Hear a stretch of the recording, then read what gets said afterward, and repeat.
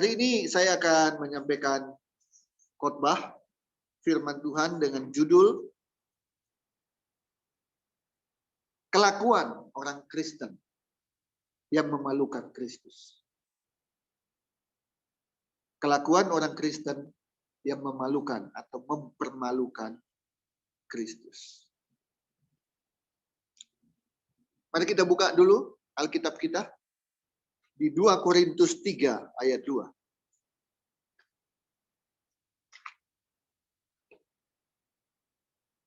2 Korintus pasal 3 ayat yang kedua.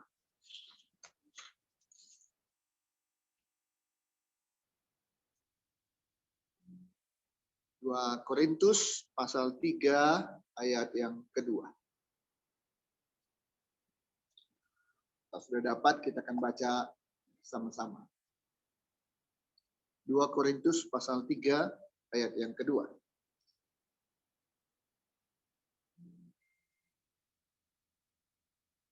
Kita baca 1, 2, 3. Kamu adalah surat pujian kami yang tertulis dalam hati kami dan yang dikenal dan yang dapat dibaca oleh semua orang. Kamu itu adalah artinya juga saya, saudara, kita semua. Saya adalah surat pujian yang tertulis dalam hati nurani, dalam hati dan yang dikenal dan dapat dibaca oleh semua orang. Kalau saya singkat, bunyinya begini, saudara. Saya adalah orang yang dikenal dan yang dapat dibaca oleh semua orang. Saya, saudara, kita semua adalah orang yang dapat dikenal, dikenali, diketahui, dan dibaca oleh semua orang. Dari gerak-gerik seseorang, kita bisa mencurigai. Dari gerak-gerik seseorang, kita tahu, oh dia bermaksud tidak baik. Dari mana? Dari matanya, dari gerak tubuhnya, kita tahu ini orang mencurigakan. Oh, mungkin dia lihat CCTV. Terus dilihat ada orang atau tidak. Ini mencurigakan. Gerak-geriknya kita bisa tahu. Kita bisa baca. Dari wajah seseorang, kita bisa baca bahwa dia sedang ketakutan, bahwa dia sedang senang, bahwa dia sedang sedih, atau dia sedang lapar. Kita bisa baca. Kita bisa tahu. Jadi kita ini adalah orang yang bisa dikenali dengan mudah dari ucapan kita, dari kelakuan kita, dari hidup kita. Orang akan lihat. Dan kalau kita adalah orang Kristen, maka Kristus ada di dalam kita. Kita baca Roma 8 ayat 10. Roma 8 ayat 10.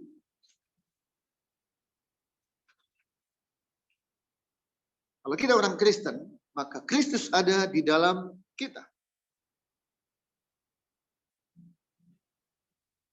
Roma 8 ayat 10. Kita baca sama-sama.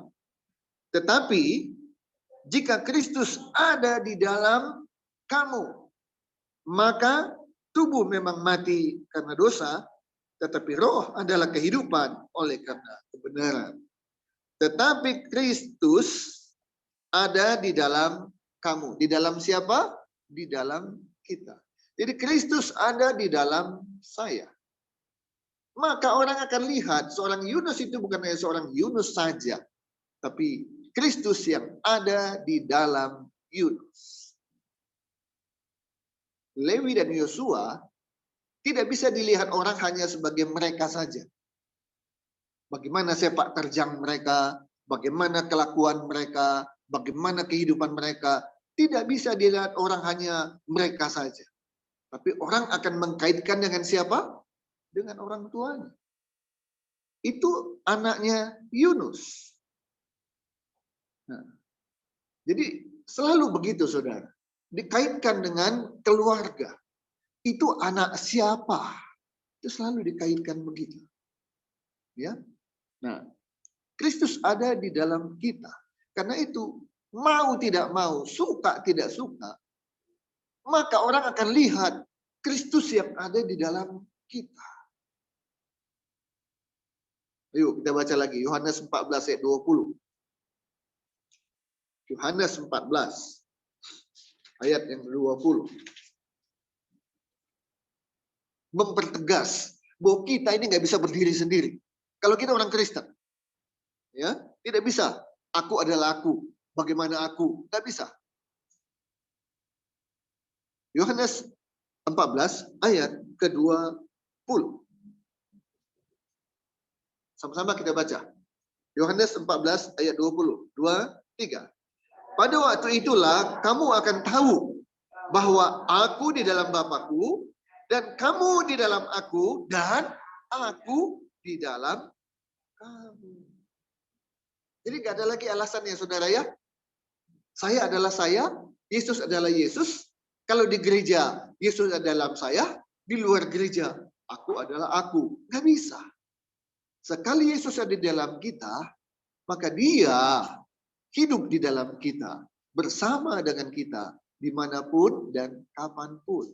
Dan karena itu, orang akan lihat kehidupan kita itu seperti Yesus yang ada di dalam kita atau sebaliknya. Nah, itulah kenapa saya mengambil khotbah dengan judul Kelakuan Orang Kristen yang Memalukan Kristus. Sebab seorang anak yang sadar bahwa bapaknya adalah guru, pendidik, maka dia harus mencerminkan anak seorang guru. Ketika anak sadar bahwa bapaknya adalah penegak hukum, maka dia sadar untuk tidak melanggar hukum. Ketika anak sadar bahwa dia anak seorang terhormat, terpandang, dikenal, public figure, maka dia akan menjaga kelakuannya supaya tidak mencemarkan nama orang tuanya yang terpandang. Ketika seorang anak sadar bahwa dia anak seorang pendeta, anak seorang gembala, maka dia sadar untuk menjaga ucapan dan kelakuan dan hidupnya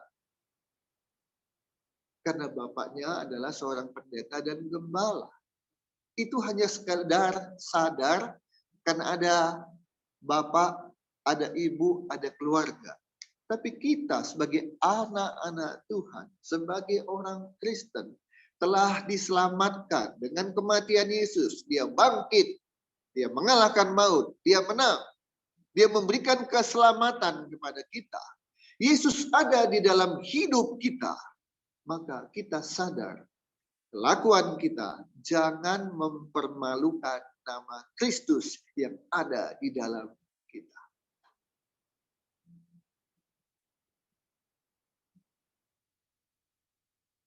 Ada beberapa contoh yang saya mau sampaikan lewat khotbah hari ini. Kelakuan-kelakuan orang Kristen. Terlebih lagi, aktivis gereja. Jadi nggak hanya sekedar orang Kristen, saudara. Tapi aktivis gereja. Aktif pelayanan. Tapi kelakuan memalukan, mempermalukan Kristus yang ada di dalam hidupnya, di dalam diri. Oke, mari kita lihat. Apa contoh-contoh kehidupan orang Kristen, aktivis gereja, bahkan mungkin hamba Tuhan sekalipun, tapi kelakuannya mempermalukan Kristus. Kita baca dulu Amsal 6 ayat 9. Amsal 6 ayat 9.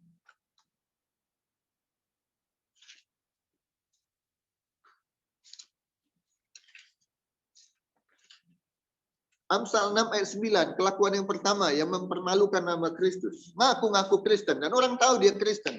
aktif lagi di gereja, aktif melayani, aktif khotbah malah. Tapi ini dia kelakuannya. Amsal 6 ayat 9. Kita baca bersama-sama. 1, 2, 3. Hai pemalas, berapa lama lagi engkau berbaring? Bilakah engkau akan bangun dari tidurmu? Nah, kelakuan yang pertama dari orang Kristen, aktivis gereja. Apa itu? Malas. Ada nggak yang begitu? Ada. Ada. Ngerti firman, tahu firman, bahkan memberitakan firman. Tapi dalam kehidupannya malas. Ibadah dia nggak malas, dia rajin. Tapi kalau mengerjakan tugas, melakukan pekerjaan, malas. Di kantor, di pabrik, ya, di tempat kerja, akan mudah mengetahui siapa Kristen, siapa bukan Kristen. Yang pertama dari nama. Nama-nama Yohanes, Paulus, Petrus, ya, Nathanael, Daniel, itu orang bisa tebak. Ini namanya nama Kristen. Pasti orangnya orang Kristen. Satu.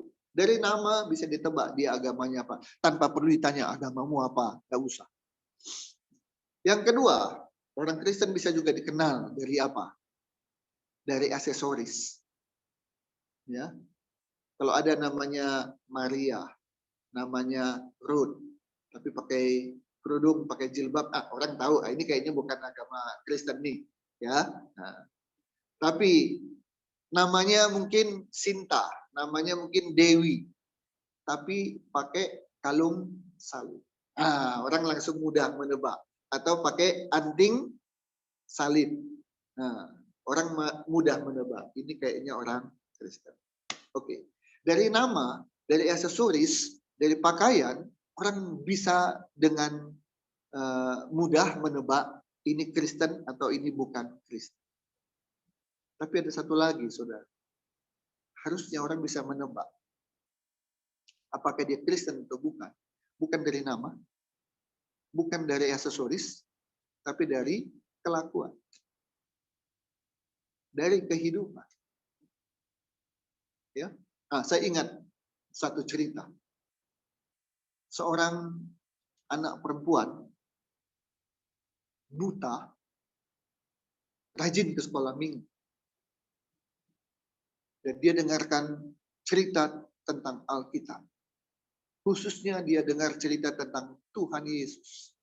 Tuhan Yesus itu kasih, maha pengasih. Tuhan Yesus itu baik, sangat baik, dan sebagainya. Itu masuk ke dalam pikiran, masuk dalam hati.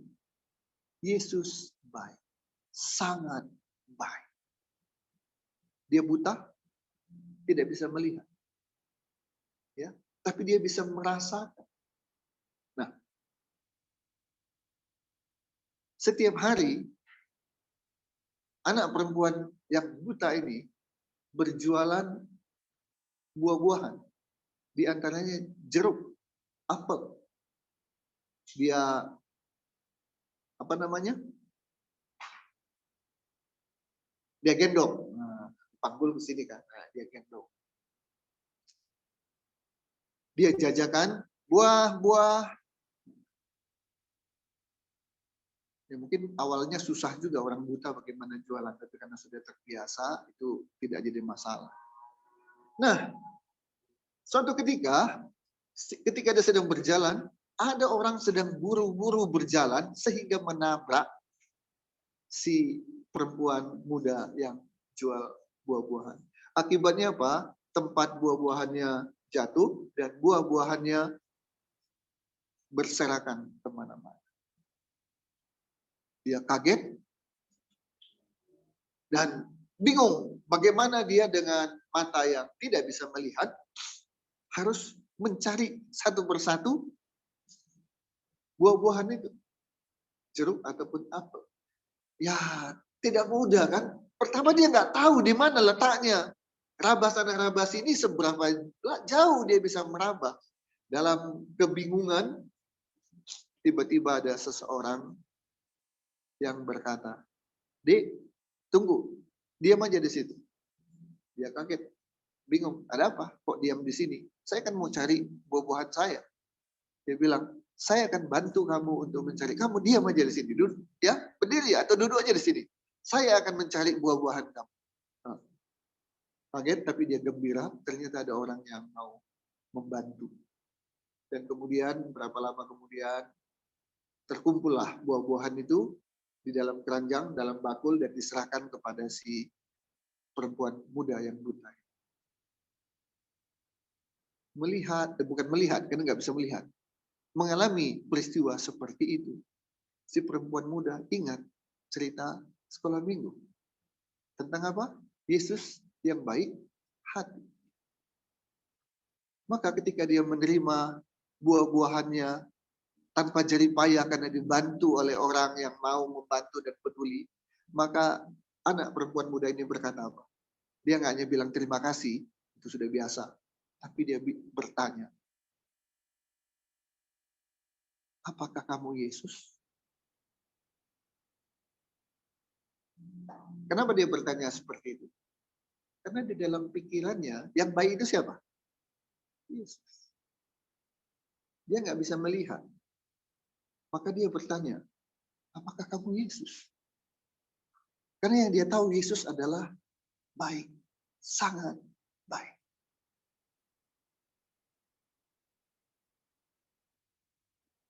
Orang bisa dikenal dari kelakuannya. Orang bisa dikenal dari ucapannya. Orang bisa dikenal dari kehidupan. Kita manusia. Tapi orang lihat ada Yesus Kristus di dalam kita. Tapi sebaliknya,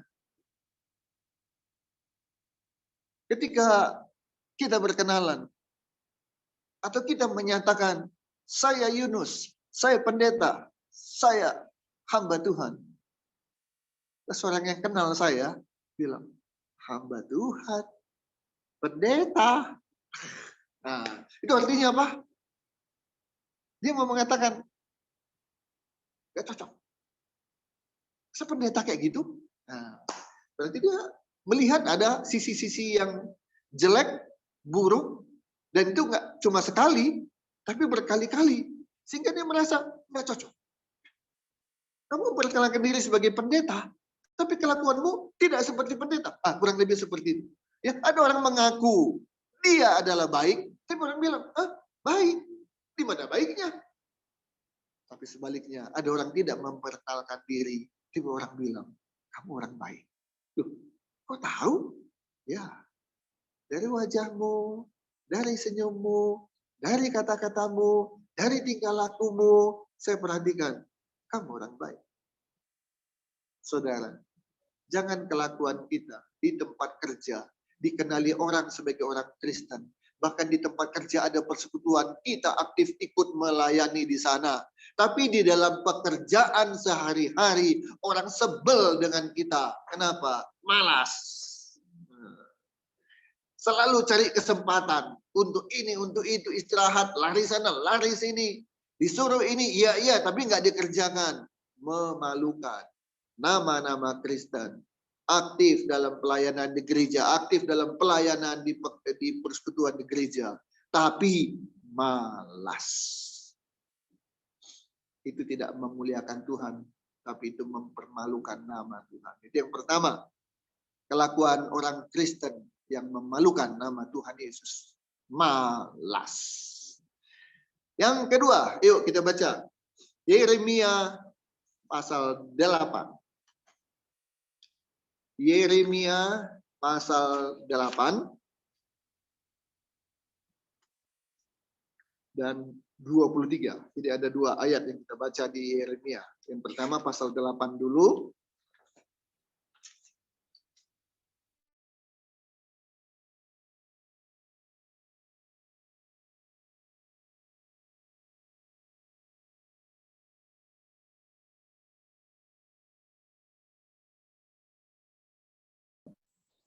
Coba tolong dicek apakah dari PLN atau Apa yang terjadi? Ya, kita tetap lanjutkan saudara. Kita baca Yeremia pasal 8 ayat yang ke-6. Yeremia 8 ayat yang ke-6. Berbunyi demikian. Aku telah memperhatikan dan mendengarkan. Mereka tidak berkata dengan jujur. Nah, ini yang pertama. Yeremia 8 ayat 6. Mereka tidak berkata dengan jujur. Artinya tidak jujur. Berkata-kata tapi tidak jujur. Oke, yang kedua, kita baca Yeremia 23 ayat 14.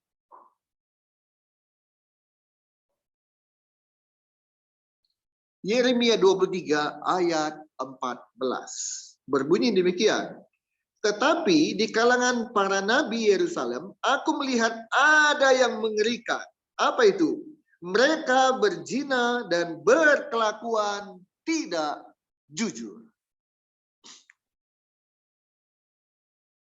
Kelakuan orang Kristen. Bahkan di Yeremia 23 ayat 4 dikatakan di kalangan para nabi.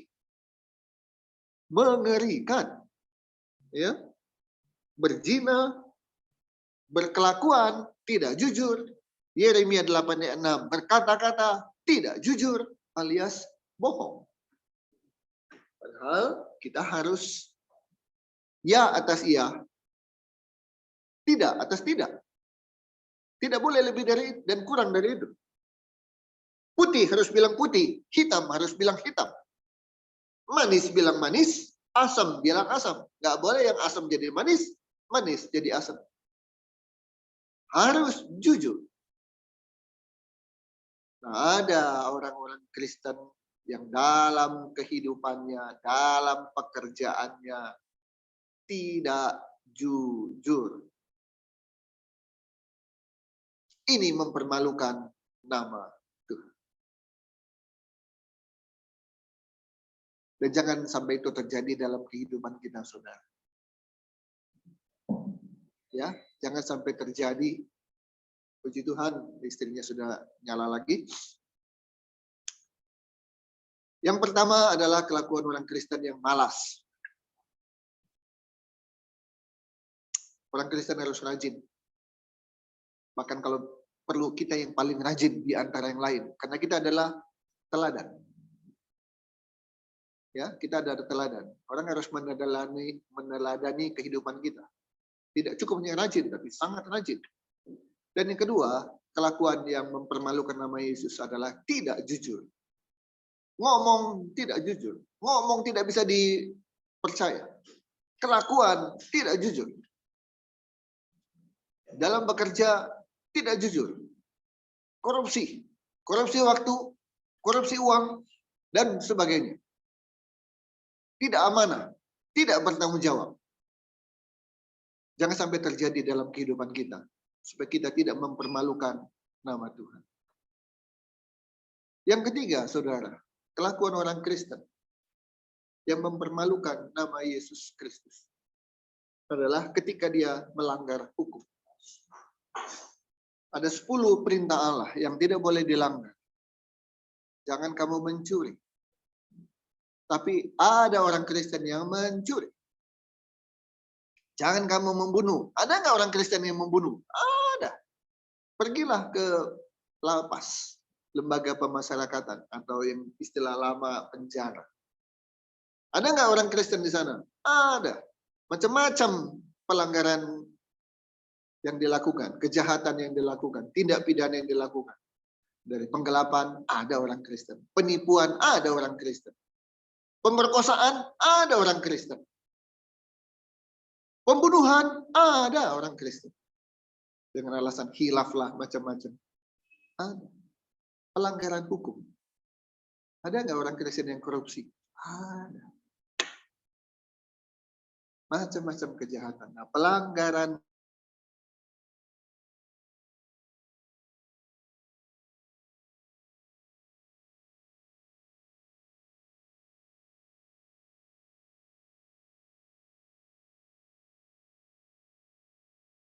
orang Kristen lagi. Ya, Kristen lagi yang jadi pelakunya. Ini bagaimana? Bukankah Kristus ada di dalam dirinya? Kok dia lakukan itu? Mari saudara, Yesus sudah mati di kayu salib, disalibkan. Itu simbol terkutuk.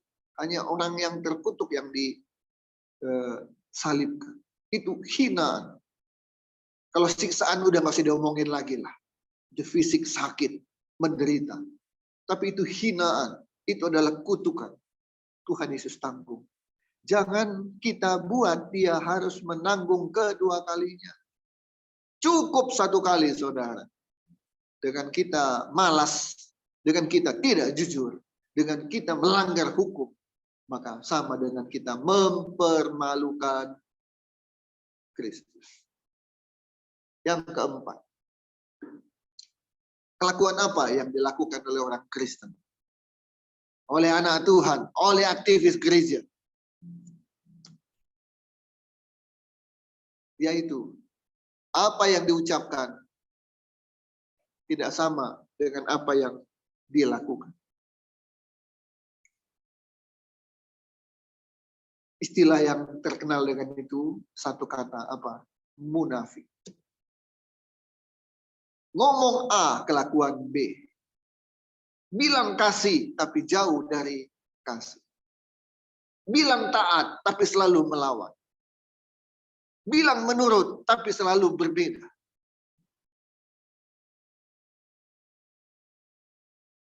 Ini mempermalukan nama Yesus. Lebih berat, saudara, orang bilang, saya bantu, tapi dia nggak bantu, dibandingkan dia hanya diem. Ya, dia nggak bantu juga, nggak ada yang menyalahkan, orang dia diem. Ya, dalam diamnya mungkin dia bilang, aduh maaf, saya nggak punya, jadi saya nggak bisa ngomong. Dibandingkan, saya bantu, tenanglah, jangan khawatir, saya tolong, ngomong berkali-kali dengan suara keras, tapi nggak bantu sama sekali. Itu memalukan, saudara. Memalukan. Jaga kelakuan kita, jaga ucapan kita. Supaya apa yang kita ucapkan, itu yang kita lakukan.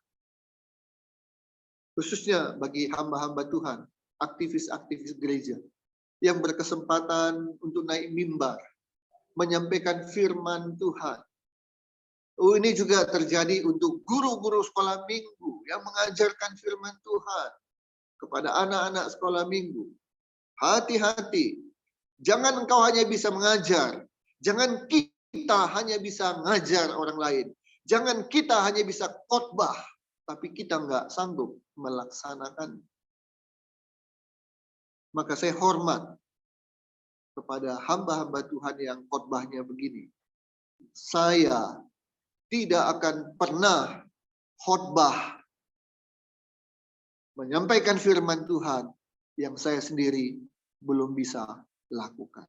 Saya hormat, salut dengan hamba Tuhan seperti itu. Jangan yang penting khotbah aja. Ya.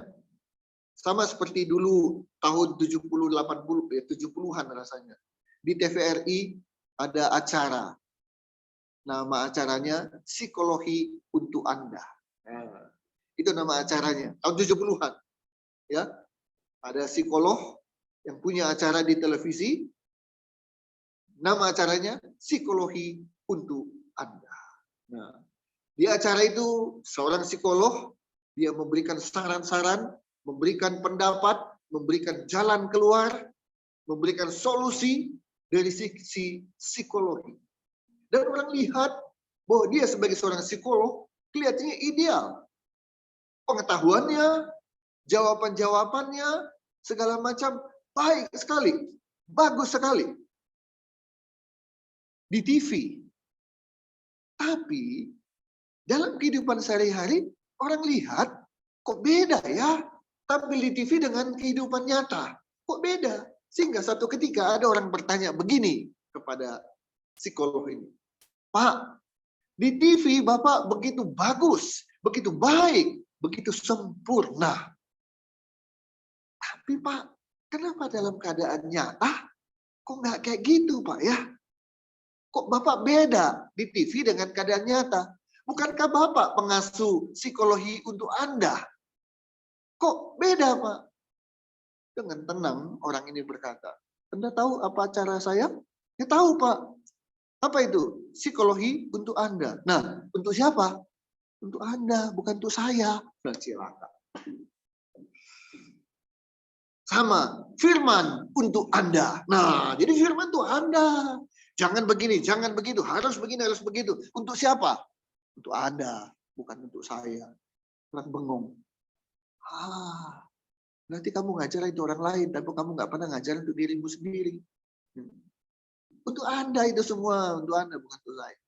Saudara, jangan kita seperti itu. Saya juga mau belajar.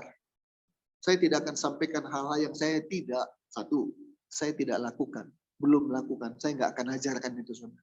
Apalagi dengan bersemangat. Begini, begitu, begini, begitu. Tapi hati kecil saya bilang, Yunus, kamu sendiri belum melakukan. Saya tidak akan lakukan itu saudara. Yang kedua, saya tidak akan ajarkan dalam khotbah saya sebagai pendeta dan hamba Tuhan, baik di gereja CMC Cabai Rawit maupun di tempat-tempat manapun, di mana saya diberi kesempatan untuk melayani Tuhan, saya tidak akan pernah khotbah yang saya memang tidak ngerti. Yang saya tidak paham, saya tidak akan khotbahkan itu.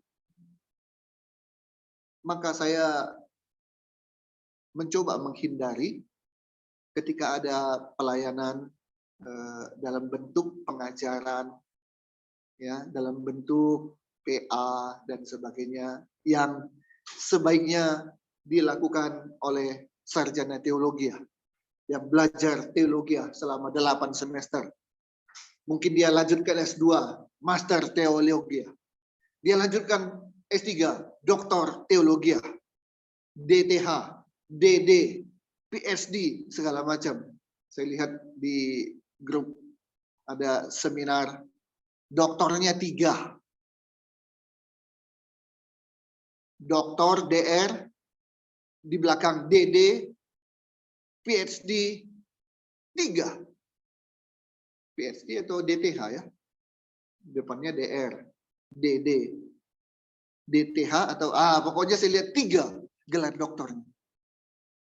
Saudara, saya S2 juga enggak. S3 apalagi, STLR jauh. Paling kalau STLR saya makan. Ya.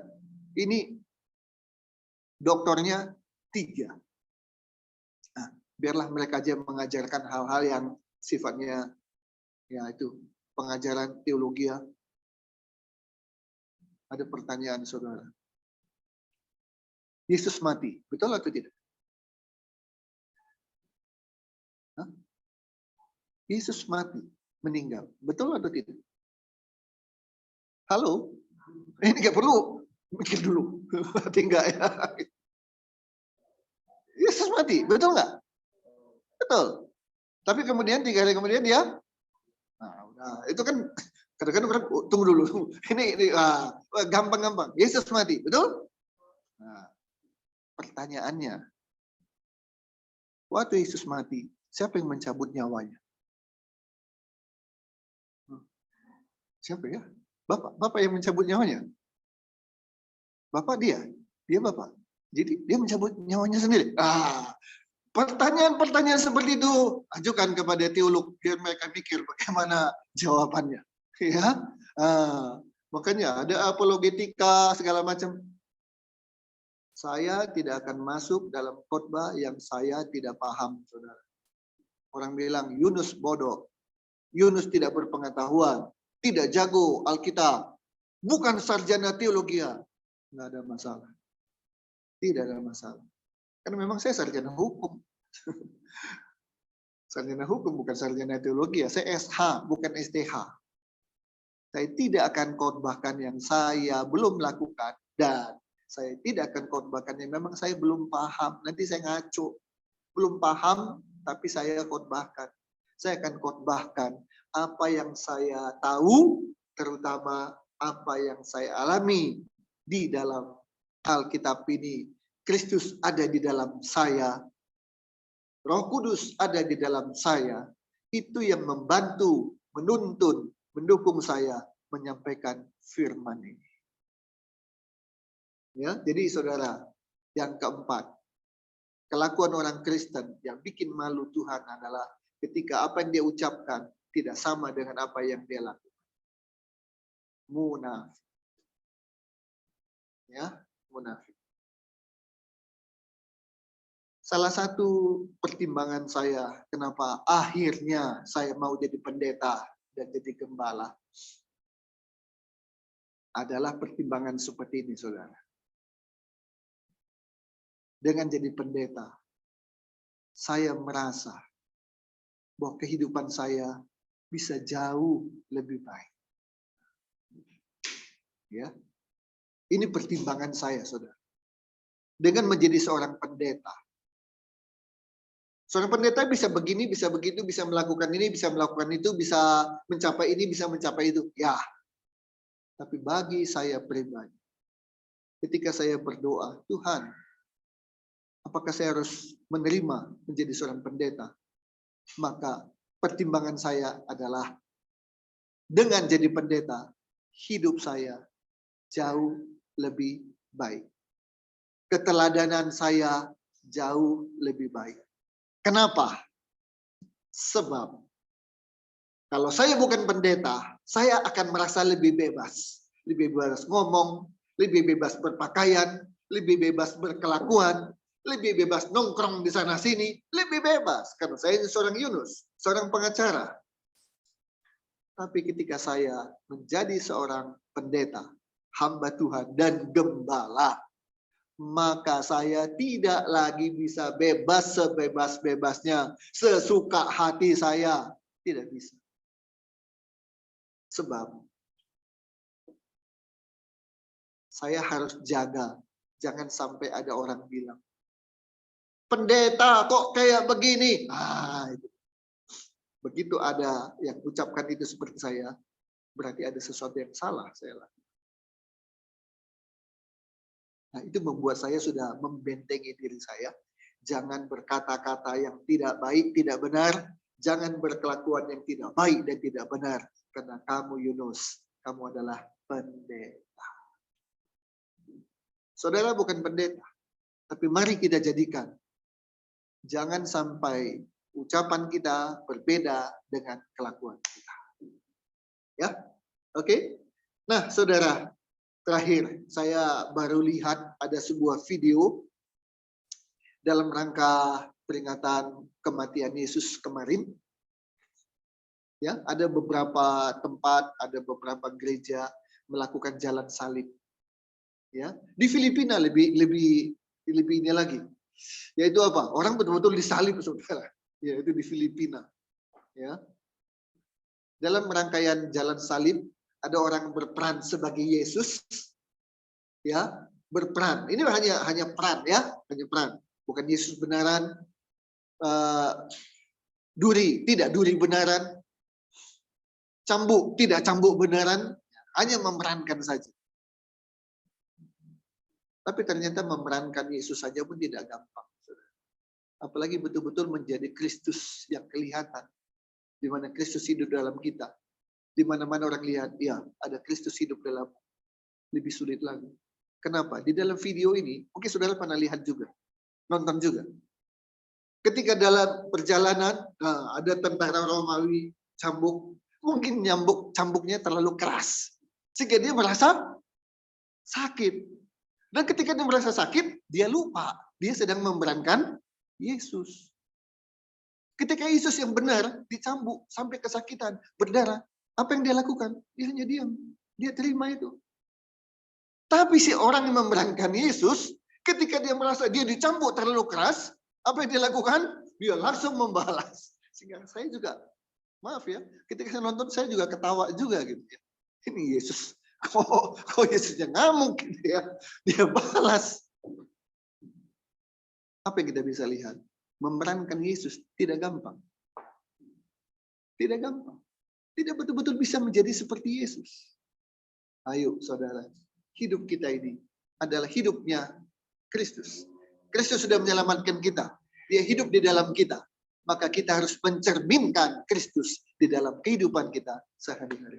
Jangan sampai kelakuan kita mempermalukan nama Tuhan Yesus. Sebaliknya, mari kita belajar, mari kita berlatih, mari kita jalani hidup kita dengan memuliakan nama Tuhan. Dengan apa? Jaga ucapan kita, jaga kelakuan kita, sehingga orang lihat apakah kamu Kristus seperti anak perempuan yang buta.